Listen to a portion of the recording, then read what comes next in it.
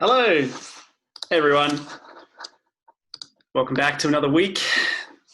It's your host, Tobias, with another live Resilience Growing live stream. Can I get everyone to put their cameras on so we can all say hello to each other? Hey, May, how's it going? Everyone? Oh, come on. Don't be shy, people. Such a small group. We're all good friends now as well. There we go. Hey, Paul. Hey, Ebony. Awesome. Cool. Well, welcome back, everyone, to another week of the Resilience Growing live stream. I'm Tobias, and today we're going to be hearing from Ben Mack, all the way from London. But he hails from New Zealand originally, I believe, as well. And he is from Social Food Project, and he's going to be telling us about a whole lot of cool stuff, but we'll get into that pretty soon. Just going to start off, as always, with the acknowledgement. So I acknowledge that and would like to acknowledge and pay my respects to the Wurundjeri people of the Kulin Nation, the traditional custodians of the land on which I'm streaming from today. And I would like to pay my respects to their elders, past, present, and emerging, and acknowledge that I'm streaming from land that was never ceded. Just going to run through the agenda for the day. So going to open it up to the floor in a second. We'd love to hear, now that everybody's got their kits set up and everything, people have grown their own microgreens and everything, we are really keen to hear some wins and some successes, any cool stories and stuff that people would like to share. So if you can have a think about that, anything that you'd like to share. We had some really cool stuff last week, people having to survive on their microgreens because they didn't have anything else in the house to eat, and things like that. So if you've got any cool stories, we'd love to hear them. After that, I'm going to talk a little bit about the microgreen challenge. We're going to hear from G, and he's going to tell us about the fish deliveries and a bit of a status update of the program. And then we're going to hear from Ben Mack. And then after that, we'll do a sort of, after he'll speak for approximately 15 minutes. And then after that, we'll open it up to a Q&A with Ben, and also any questions regarding the program. Cool.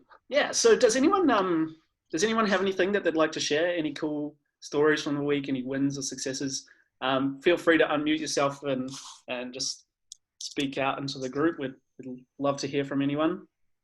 Does anyone have any cool stuff that they want to share? Yes, I can share. Thank you, Marissa. So I can share I can share my husband's cooking of the microgreens, which was the pea shoots with garlic stir-fried. Very simple, that's it. Those are all the ingredients, and it was delicious. Amazing. Awesome.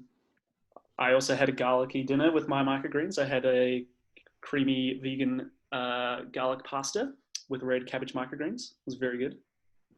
And I also have a question about the fish when you're ready for questions.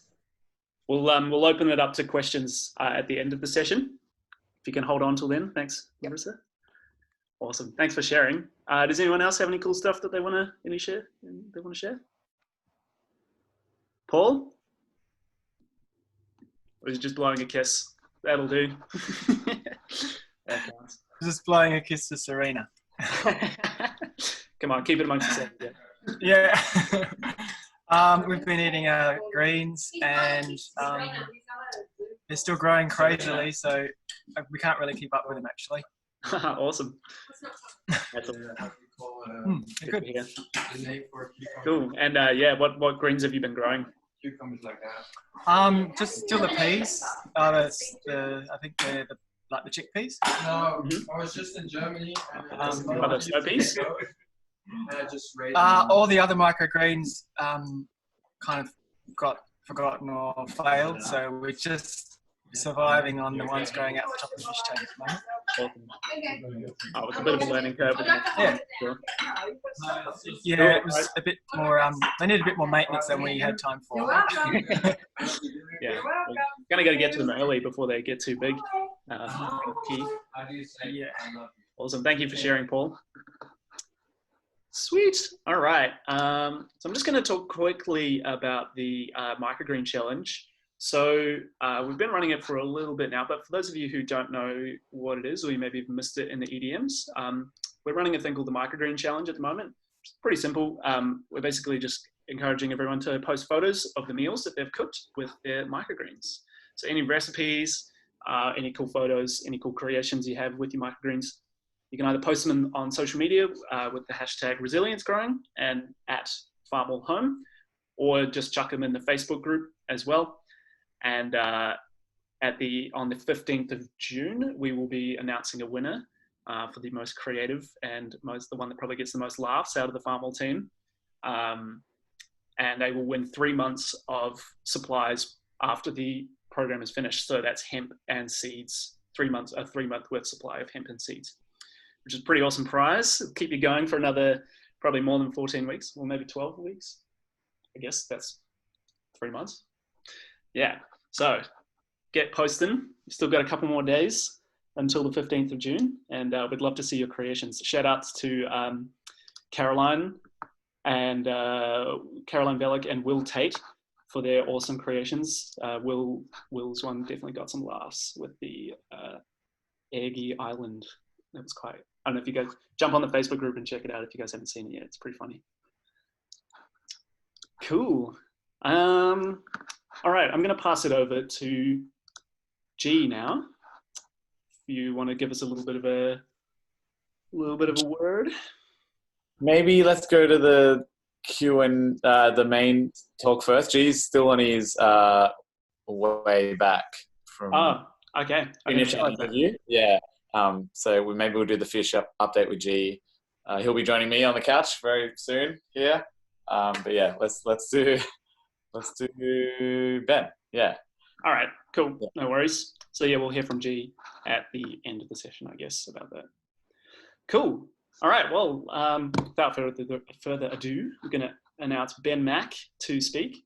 So, like I said, Ben is from the Social Food Project and other endeavors as well, and doing amazing work in promoting local food as a social food entrepreneur, and some really cool stuff. I'm going to let him talk about it, obviously, and really tell us all about it all. So yeah, without further ado, maybe I should just mention, Social Food Project. You might have encountered them in week 5 when we collaborated with Gareth and we did that snow pea salsa verde video and the snow pea salad. So Gareth is the head chef of Social Food Project here in Melbourne, and Ben Mack is the other better half of the project. So yeah, not sure about better half, but certainly one half. One half. Thank you so much for joining us today, Ben. Hey, thank you. And Tobias, thank you for that amazing hairdo as well. It's looking fresh. Every time I see you, it's growing like more extreme. I love it. Awesome. Cool. So thanks for having me along today. I'm not exactly sure what I'm meant to be talking about, but I thought I'd just tell you what I'm up to and then talk a little bit about local food and urban food and why I think it's important. If you have any questions, then please just chime in. I'm happy to answer as you go, or just put them in the chat box. I've got that open and I can sort of address questions as we go if we like. So to start off, my name is Ben Mack. I'm a chef by trade, so I've been cooking professionally now for 15 years. I've worked all around the world, so originally from New Zealand, worked over in Germany and in the UK, and then in Melbourne. And I was lucky to work at some good restaurants in Melbourne, including Cumulus and Supernormal, and out at Oak Ridge in the Yarra Valley. And always loved food, and also always had a passion for sustainability. And I'll tell you this quick story just to kind of kick it off. And I think was thinking about where did this thing come from? Where did this passion for urban food and for sustainability come from? And so when I was a kid, I was growing up in the South Island of New Zealand in a small town called Oamaru, tiny little town, middle of nowhere. And my dad always had lots of gardens, and he would always plant fruit trees, and we had chickens. And so every morning as a little kid, I would go down to the back garden with my old man, and we would go down, we would collect the eggs that had been laid that morning. And the thing that I remember most is that it was really, really cold. Like it was whatever, 5 degrees Celsius, and you'd probably walk down in like jandals or bare feet or something. And you collect the eggs and you could feel them, and they were still warm from freshly being laid. And so you'd like walk them up into the house, and you'd kind of hold them like this little warm treasure. And then Dad would cook that for us. That would be our breakfast. And then, you know, inevitably the chooks would get a bit old, and it was time for them to get the chop. And so, of course, you know, that was another learning opportunity or teaching opportunity for the old man. So he would sort of talk to us about, you know, the circle of life, and the giving the respect and the care back to this food, and going through the whole process of killing the animal, processing it, and then cooking it up. And we'd all sit around as a family and eat this chicken, normally in sort of like a broth or something like that. And so I think that was probably one of the earliest times when I really started to think about food, and how food sort of binds people together, and how it can communicate broader ideas in life, around health, around community, and yeah, the circle of life. And so, sort of stemming on from that, as well as my cooking career, I've also been studying quite a lot. So I went to RMIT and did a Bachelor of Social Science Environment, and graduated from that in 2014.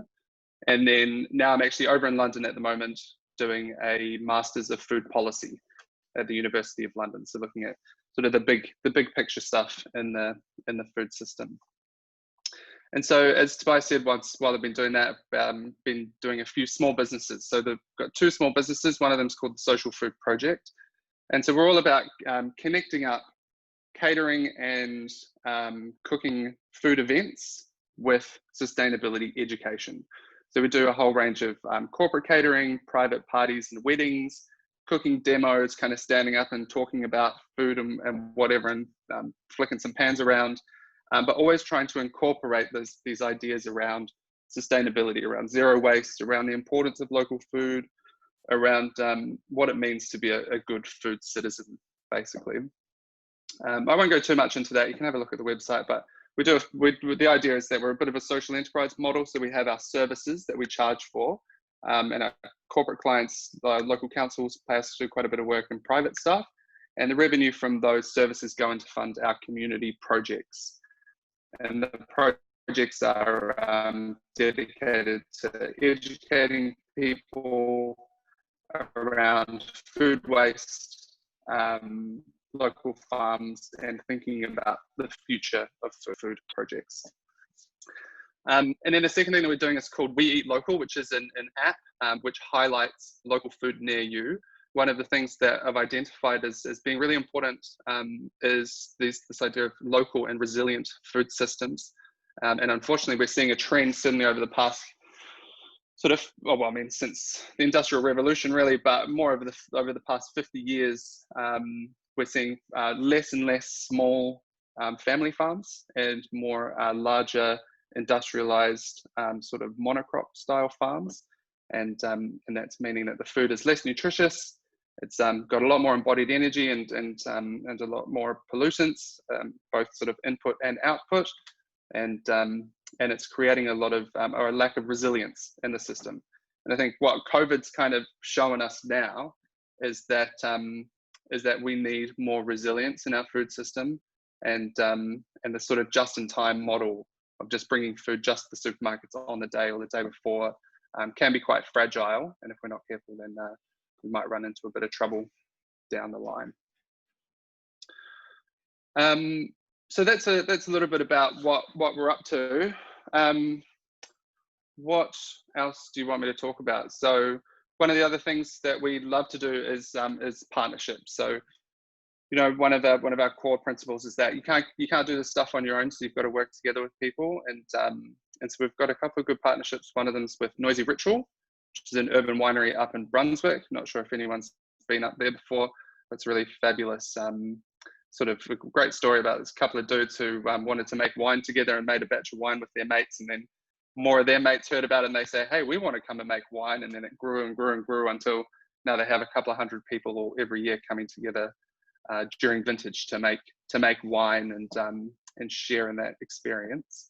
And so earlier this year we partnered with them, and we're serving food out of their venue next to their wine. So we've actually just opened up again this last weekend, and served the public again, which is an absolute delight, really.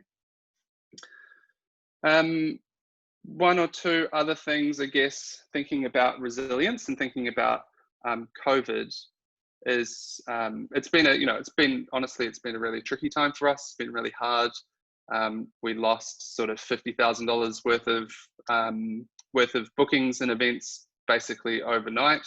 We had sort of 3 or 4 months worth of work lined up that all just sort of disappeared. So we had to scramble pretty quick to try to figure out what to do.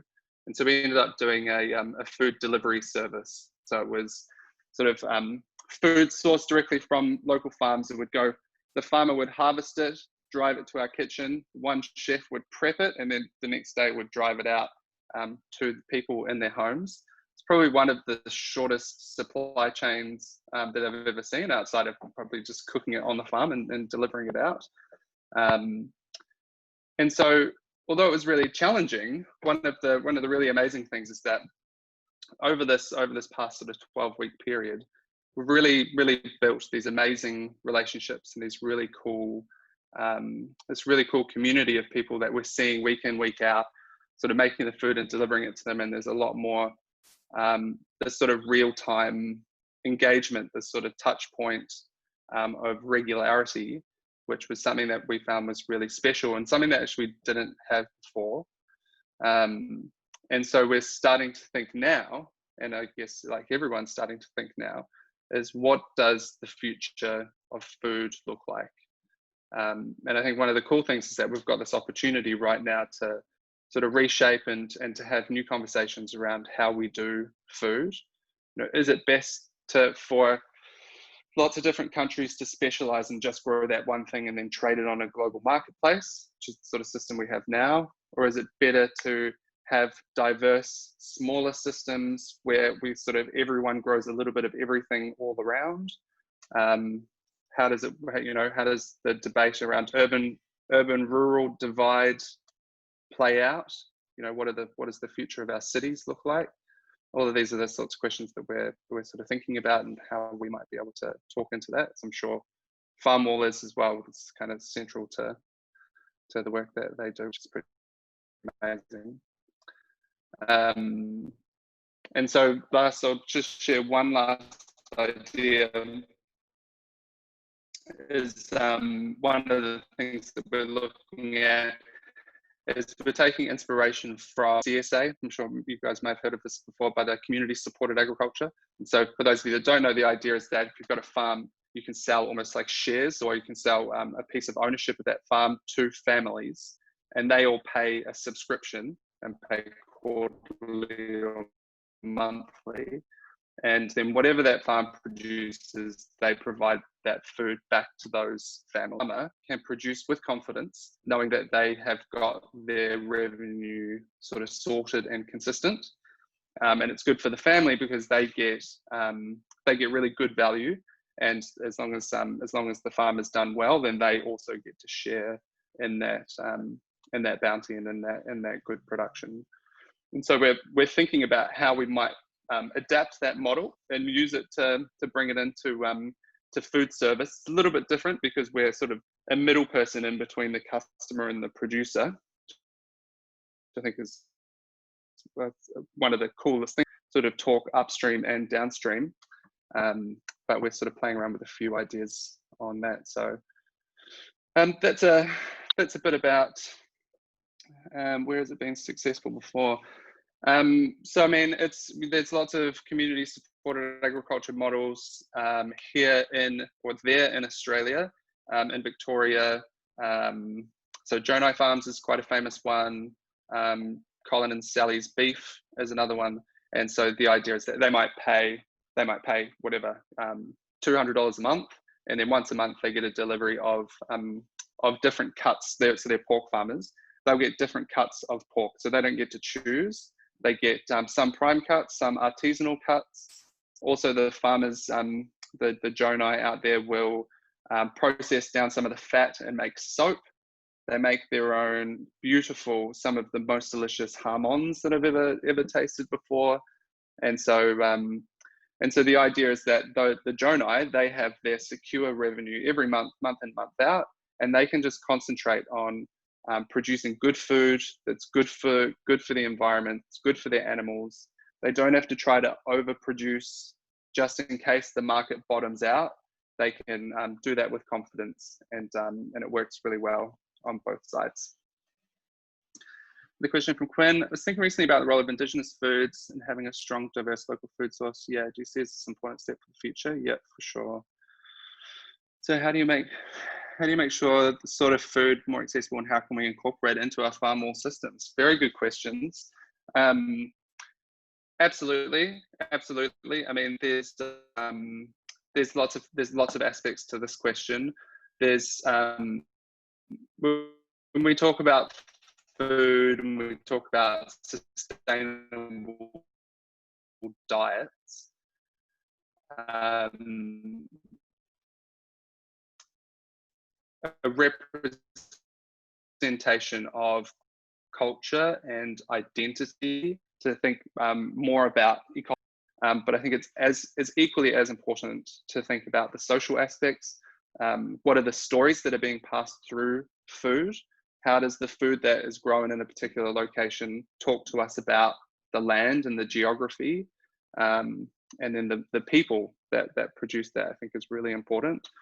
It's an interesting one because I'm a third generation Kiwi from Irish stock, and so I can't really talk about Indigenous food because it's not really my space. But as an advocate and as a supporter, I mean, I love using Indigenous foods within my cooking and talk about it as much as I can. Can it be used in farm all systems? I remember having this conversation with G like 4 years ago. We've been sort of talking on and off for a long time, and I'm not sure if the seeds propagate very well within microherb systems. I'm not sure. I'm sure one of the farm guys can talk a bit more about that. But yeah, I guess the last thing that I'll say is that I think it's been that we need into oblivion, and for better or worse, this situation is where we're at, and I think that what it's done is opened up the space for new conversations to be happening, talking about universal basic income, revisiting progressive tax systems. How do we actually organize ourselves politically? Some of these big questions are now on that global agenda. So I think, yeah, I'm feeling really optimistic about the future, depending on what day of the week it is. But at the moment, I'm feeling optimistic about the future. And I think, yeah, again, we've got this really good opportunity to do something now. So, yeah. That's enough. I agree. Talking from me. Thank you, Ben. That was really insightful. And thanks for asking some questions, everyone. Still got, if anyone would like to ask any more questions, we can kind of open it up now. So feel free to either write in the chat like people have, or if you're feeling bold, just kind of speak out and start some discussion about anything that Ben's mentioned, or any thoughts that you would like to share. So is anyone oh yeah, Luke, you want to start? Yeah, I've sort of, yeah, thanks, Ben. Really enjoyed that chat. You spoke a bit about having to pivot and change, as a lot of us have at the start of the lockdowns. And there's this big talk now of, oh, cool, we get to return to normal, and cafes and pubs are opening up. But in the weeks before this has happened, there, there's been a bit of buzz online. It's like, what if we don't return to normal? Like, what if normal, like you said, was a freight train into oblivion?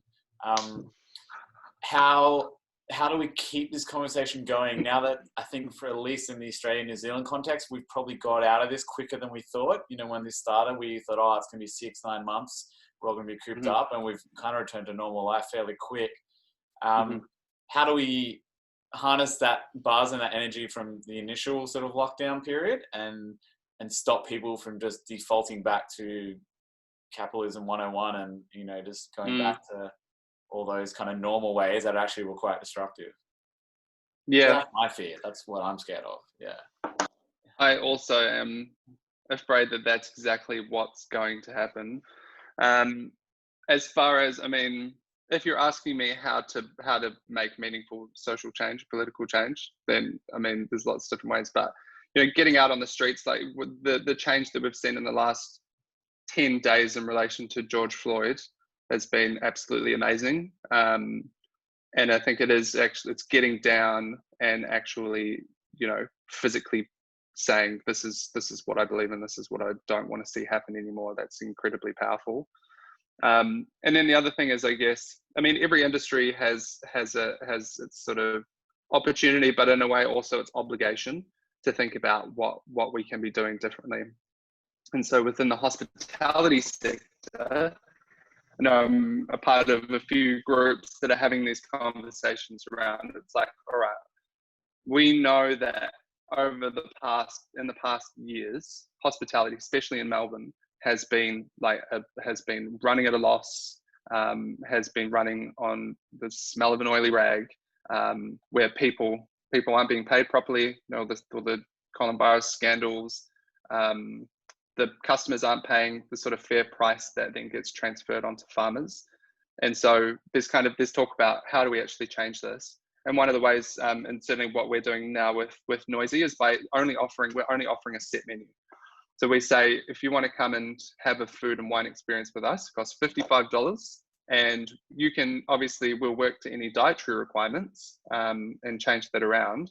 But that's the price that we need per person in order to make sure that our staff are getting paid, the farmers are getting paid, and we can do this in a sustainable way.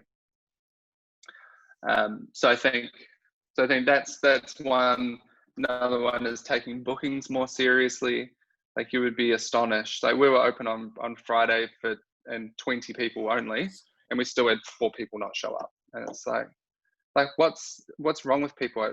It's so far beyond my understanding that anyone would do that, but obviously people still do. So, you know, setting in place the norms, the new social norms of, yeah, you have to pay X if you want to come here, and you have to put in your credit card, and if you don't show up, then you get charged. Those sort of specific things, I think, will help to shift the industry to be a little bit more sustainable. But again, it really just depends on every industry. Within agriculture, I think, you know, these more small scale, short supply chain systems are gonna come through.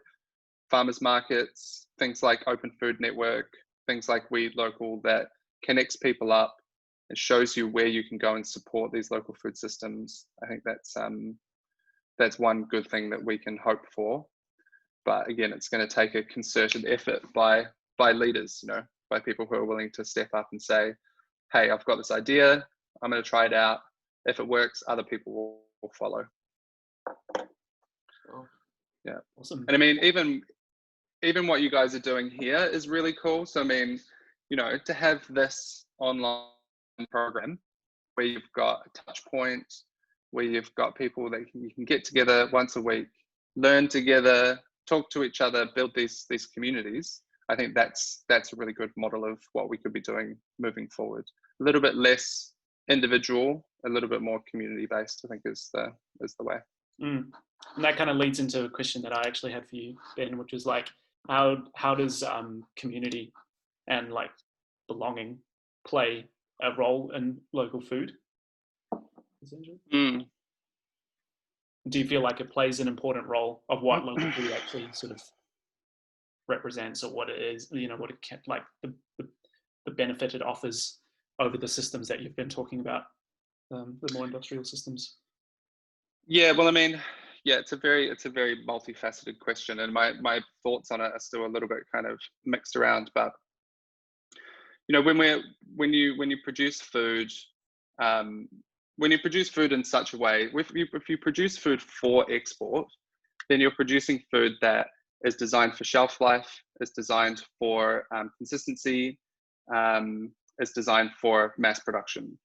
And those things aren't necessarily good for our health. They're not good for regional economies, and they're not good for flavor, and they're not good for the environment.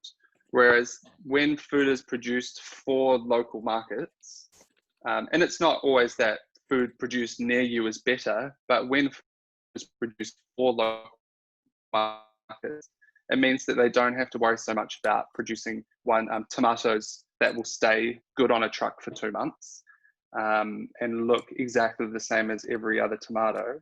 It means they can choose varietals of tomatoes that are the juiciest and jammiest and most delicious, ones that would just turn to mush if you were to put them on a truck and try to send them upstate or overseas. And so when you produce for local markets, you've got a lot more flexibility on that. And what it turns out is that when you do produce locally for local markets, you often are choosing foods that are more delicious, that do have greater health benefits. And as a result, that kind of, it's almost like the farmer sort of cares, has that idea of an intention of nourishing their local communities as opposed to sort of making money. And it's in that intention of nourishment that that those communities grow, those relationships grow. And I mean, yeah, I think community is a big part of resilience.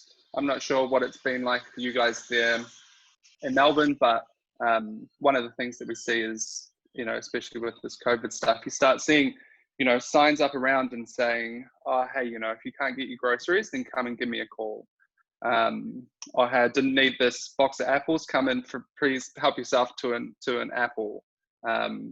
That sort of resilience and that sort of community support networks are so important. And the general trend over the past, 60, 70 years, is that our support systems have moved from what they used to be, which was quite community centered, into being more market and state centered. And so what we used to rely on our communities for, you know, finding work and looking after us if we were sick, or childcare or education, that it was all a community organized and centered sort of set of tasks. Now we rely on the state and the market for that. And as a result, we've become a lot more individual and individualized. And then what happens if you have a pandemic? If the market falls over, all of a sudden they can't provide you any food or money. That means then they can't provide you proper healthcare.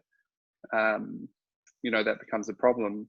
And already you see communities sort of shifting back into that space to provide those support networks, which is pretty cool. Amazing. Yeah, it's a really cool idea to think about. And I feel like, I mean, it's hard to tell from here as well, but you also imagine if some of that same sort of like community coming in to support people in a vacuum will be occurring in the States at the moment with all the protests that are going on and the sort of lack of leadership from their government.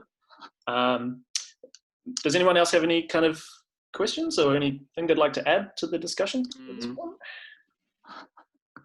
Yeah. Of us deferring responsibility to the government to manage all of this stuff is it's a new concept, newish anyway. Whereas before it was always that if things had to be done, then it would be done locally by local people. So a couple more questions. Is there a Sydney, New South Wales version of We Local? So we're working on it. The idea with the app is that we work with partners, and so we recognise that we're not experts in every local community, but in every local community there are leaders that are connected to the producers, to the eateries, to the stores, and to the people. And so what the model that we're working on now is that we go in and we work with local leaders, provide this infrastructure, this digital infrastructure to allow them to better engage and sort of better facilitate within their community. Quite lucky recently, we've been down to Tasmania, so we got a contract with Eat Well Tasmania and the Tasmanian government, and so we've just rolled out 500 new stores in Tasmania, and had something like 7,000 new signups. And now they promote it to their Tasmanian people, encourage them to go to the stores that are sourcing local, go to the restaurants that have that provenance and that transparency. And then the app also has sort of sticky parts. If you go there, you check in, you can win prizes, you win spot prizes, and sort of the social aspect. You can, if you're friends with someone and they go check in somewhere, then you get a notification and you're like, oh damn, they're at that place, that's really awesome, I want to be there. So that's the idea behind it. But so that was a long way of answering. No, we're not in Sydney yet because we haven't connected with the right local leaders yet. But if anyone does know people that might be interested in using this platform to better facilitate these communities, then I'd love to talk to you guys. If we've got any local leaders in the Zoom call tonight, feel free to get in touch, I guess. I've already got a couple of urban farms in Sydney and some producers I'd love to try link up. So we might take this offline after this. Perfect. Send me an email. Awesome. Yeah, cool. On probably less side, like just for people who are in the Sydney context, there is an app called Y-Waste, which does partner up local restaurants and cafes that have food remaining at the end of the day, that you can, it's sort of not quite the access, but it does, minimize food waste, and which is a big problem with the food system is venues have this pressure to keep the windows full until 1 minute before closing, and then at closing, it's got to get all thrown out, and that's a silly way. That's another thing that needs to change. So that is one thing. Yeah. There's another one in Melbourne called Bring Me Home, which is really good. And so there's a similar model, like when cafes and restaurants have food like that they otherwise would have thrown away, they put it for half price on their app, and you can go get it at a certain time. And then they also do donations. They match your donations for how much you choose to donate through the app and things like that. So it's a really awesome way to support hospitality and support good causes as well. It's kind of interesting to think how and what Ben was saying before, if we can imagine a food system in the future that exists almost more like, I'm going to make a terrible analogy here, so forgive me, but like Blockbuster to Netflix, right? So Blockbuster beforehand was like, they had to have every movie on show and get all the new releases and attract people to come in with like 2 for $7 on a Friday night, whatever. And they went out of business, right? Because they got taken over by this new model, which was almost more like a service model, where people paid a subscription to companies like Netflix with the expectation that Netflix is going to deliver them good content. And then Netflix then has the sort of resources and the capital to make that happen, which is what we've seen.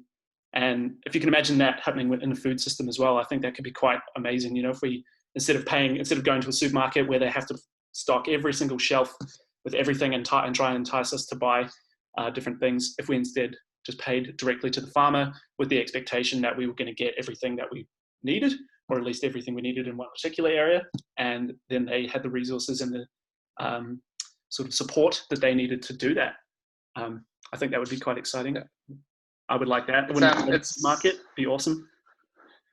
It's such an interesting conversation, because what we're talking about here is the notion of choice and individual choice, and this idea of choice is so sacred that I get to choose whatever I want. And if I want to eat, tomatoes in June, then I'm going to bloody do it. I don't care if it tastes like crap, I'm just going to do it. Even if it's bad, if it's got all these kind of negative outputs. And so in a difficult way, I think that we need to somehow restructure things so that there is less choice. Still acknowledging that people have different preferences and tastes, and cultural upbringings that sort of require different types of food. But maybe we can be saying, hey, you know, all of these things are in season at the moment, and you know what, actually that's probably best for our health if we eat them at this time. So maybe let's just eat those things and we'll leave those other things for another time. And then it's like, imagine how good a strawberry is going to taste if you can only eat it for 4 weeks of the year. It's going to be the best. It's going to gorge on strawberries, or you freeze them, you know, that's still cool. But and I'm pretty sure I think it's just a very politically difficult conversation to have, especially in sort of Western style developed countries where individual choice is king, basically. As soon as you start talking about taking away people's liberties, people get shooty. Do you mind if I just ask a quick question? Hey, Ben. Just Hey. being over in the UK at the moment, I was wondering if you've noticed, you know, in Australia, we're dominated by the Coles and Woolies. And I'm going to throw out a radical idea of, you know, to me, you can't expect everybody to want to be at the markets on a Saturday or Sunday morning. You know, not everyone is going to want to adopt that lifestyle choice. And so I'm like, how can we empower Woolies and Coles to transform themselves from the inside out? But I was wondering in London there, if the UK is dominated by supermarket chains as we are in Australia, and if there's more local grocers that people support in the city there. Yeah, it's a good question.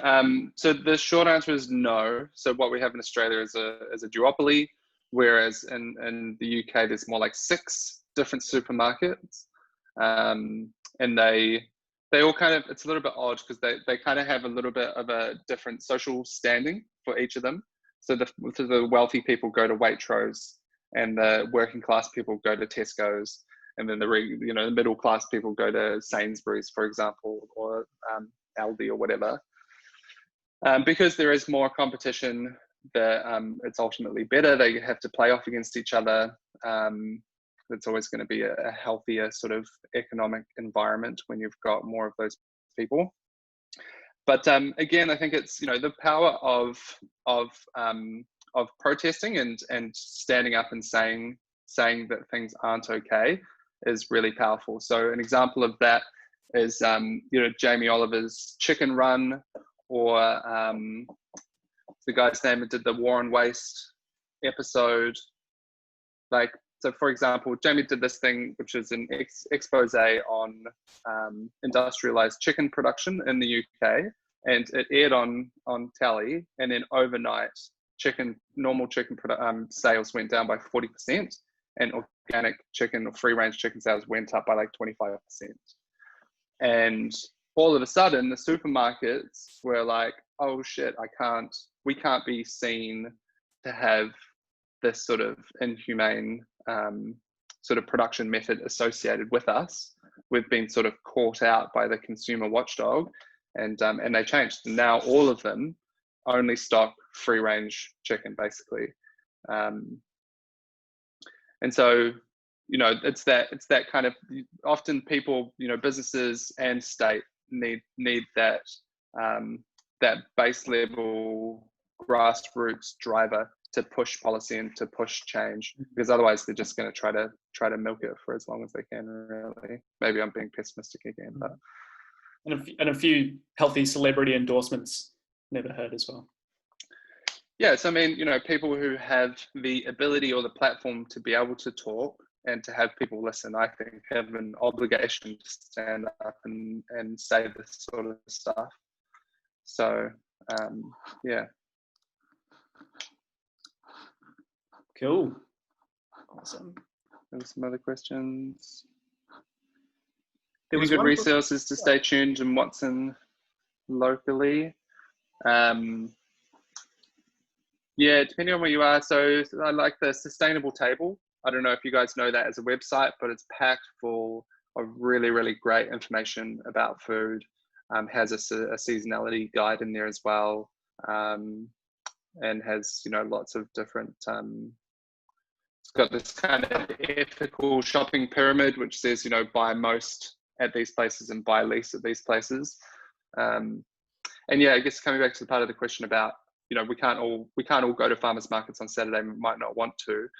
And you're right. I think it's in an ideal world, we'll have diversity of options. We'll have diversity.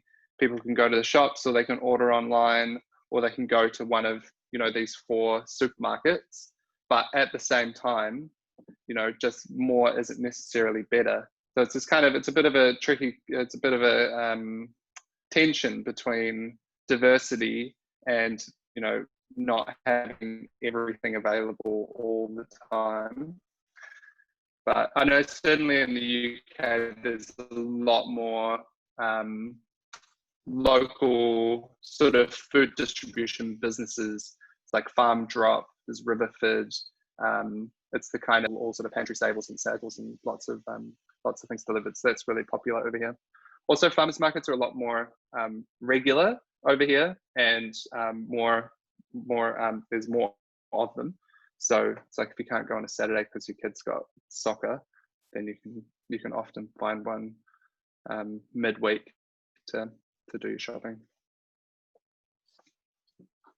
Sweet. Just a little bit conscious of time. I'm really enjoying the discussion, and I hope you guys all are as well. But wonder if G, do you want to quickly chime in with so the updates on the fish, and then we can sort of go back. If anyone has any more questions for Ben at that point, we can maybe get some rapid fire ones in quickly. So yeah, G, do you want to tell us? Yeah, thanks, Ben. Yeah. Thanks, Tobias, and yeah. Hey Ben, how you going there in London? Yeah, absolutely great conversation about local food, and I think we've hit the nail on the head a few times there with choice and community. I think what I want to add to that is collaboration. Also going back to your question, Ebony, is like how can we get the larger systems to change? I guess it's absolutely by collaborating not only in our own community but also in between the local businesses, because the future of food, we can't sustain competition. We can't sustain competition on the planet. It's not sustainable. So by collaborating, we can reach a lot more. So if we can all get on this, if we all reach the same understanding of what's required from a waste perspective, from a local food perspective, and most of all distribution perspective, I think there's a lot of work to be done there. I think that will all go in the right direction. Speaking about collaboration, last couple of weeks have been really exciting at Farmall, and the pilot program has shown its real potential on how collaboration can lead to innovation. And the products, the insect fresh that we developed, or the product that we developed with Karma Tree, actually showed more potential, and we've decided to set up actually a scientific trial in our greenhouse at Farmall in Elphington with Wilson Leonard and another scientist and a few students who are really going to take that to the next level, to make sure that we can make those nutrients from the fresh actually available for the plants to draw up. So the trials we were doing in the meantime showed that there was a lot of protein available, but wasn't necessarily available for the plants. But it's basically showing us that by actually implementing biofiltration into that process, which means combining your aquaponic Farmall and your hydroponic one into one, we can actually create a balanced ecosystem that can run on a waste product that's made of a waste product. So all very exciting. The less fortunate news there is that we had to divert a little bit, so and actually provide you with traditional hydroponic nutrients. And so now your box that will arrive will have the hydroponic nutrients plus the frass. The insect frass can no longer be used for your hydroponics at this stage, but it can be used in your wicking bed, which Luke and Lauren will teach you later in the program on how to build a wicking bed and how to add these nutrients to actually fertilize your wicking bed. And we'll keep you guys up to date on what's happening in the greenhouse and the very exciting trials we'll be doing there. So if we can discover a way to make hydroponics natural, that could be a very big outcome of this pilot program. Because we had to develop or create the new products and the nutrients, we've missed the window, unfortunately, for the fish, and we had to make a decision that it's better to wait till Monday to send all the fish, because they literally have to be delivered overnight because of transport requirements.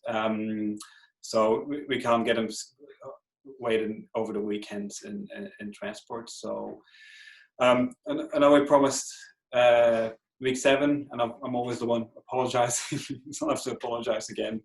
It was a big expectation, but the fish will be with you early next week, so Tuesday, Wednesday, and we'll communicate that in the newsletter tomorrow as well. But that gives a whole lot more people the chance to order their fish as well, because we're still waiting on a few orders to come through, and for the tanks to be really ready for that. So yeah, it's a pilot program, so it's super exciting for us on what we're developing. But timelines have been proven our biggest challenge from a logistical point of view. But yeah, hopefully everything will work out well by tomorrow, which we've got pretty much everything ready, and everyone's fish will arrive early next week. So very excited to see all the photos pop up on Instagram and on Facebook as well. Yeah, and the microgreen challenge, you probably touched on that before I joined into the conversation today. Yeah, it's amazing to see videos like from Caroline and Will and getting creative with the systems. Really puts a smile on our face and makes our day. So the more videos come through, the better. So yeah. Awesome. You want to add anything for this week, Luke? I'm in Sydney, by the way, so we've been getting ready to get the farmers that were in hibernation to wake them up again, and to let greenery run wild and free again in the office spaces for when people come back later this June. So it's been an exciting couple of days. Yes. Yeah. I was hoping the offices would be shut down longer, because we have some devil's ivy that's growing in one of the office buildings that is ginormous, and I was wanting it to get to like a Jurassic Park kind of esque level, but we're gonna have to trim it now, which is a bit sad.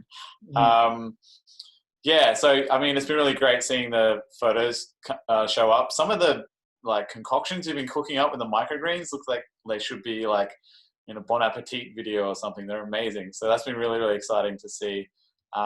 Serena, can you get some of that devil's ivy? Absolutely. If you're in Sydney, come to the inner west. I have devil's ivy. I have like almost 30 meters of it if I add up all my plants.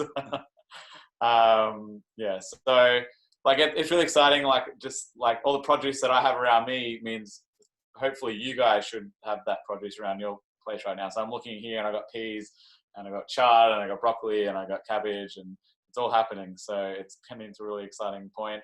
The fish is going to be really great. I'm going to try to get my fish tank in the shots for the videos coming up, so you can kind of see what's happening, and we can all kind of do the next little half of the course with some really cool stuff to play with. Yeah. Sweet. Thanks for covering all that, guys. That's weight off my mind. Does anyone else have anything they'd like to add? Any questions for Ben before we kind of wrap up? It's your last chance. When are you coming back, Ben? Well, I'm actually in a competition here through the university for We Eat Local, And if I do well, I've already got through to the semi-final. If I do well in this competition, then it might lead to a startup visa, in which case I'd stay here for another 2 years. So hoping to stay. There's lots of really exciting stuff happening over here in the food space, food policy, and also the innovation startup space. So I'd like to get my teeth sunk into it a little bit more. But I was actually planning on coming back for a holiday in Christmas. I mean, I had flights booked back to come back and do some work in May, which were obviously scrapped. But then I was thinking, I'm like, if I come back, then I've got to be quarantined for 2 weeks. I'm like, I don't want to spend 2 weeks of a holiday in a bloody government mandated motel somewhere. Insane. My friend just came back yesterday and she's at the Sheraton on Hyde Park. So like there are some restaurants out there. I know, it's like I had to slip a 52 in the immigration. Yeah. Just going to address a question from Marissa. Question about the fish. Can I order my fish after the 28th of June as I'm away from the 20th to the 28th? Absolutely. So if you have any, we've had a few people get in touch with us saying that for whatever reason, they'd like the fish to be delayed. They've ordered them, but they just want them to be sent at a later date. If you just let us know, we'll add the date into our system and we'll send them off at the correct time. So yeah, that's all good, Marissa. Sweet. Great. Oh, well, I guess I can kind of start to wrap it up now. Ben, thank you so much for coming and talking today. I think we all really appreciated it. It was a really great and insightful discussion. Can I see some thumbs up? Yeah. One from Jade. Thanks yeah. for yeah. having me. Cool. It was great. Cool house. Are there any parting comments you'd like to add before we wrap up, Ben? Not really. Well, I guess congratulations on doing such an awesome course. I think Farmall's great, and it's got a bright future ahead. And yeah, I guess get out there. You know, all the stuff it's talking about.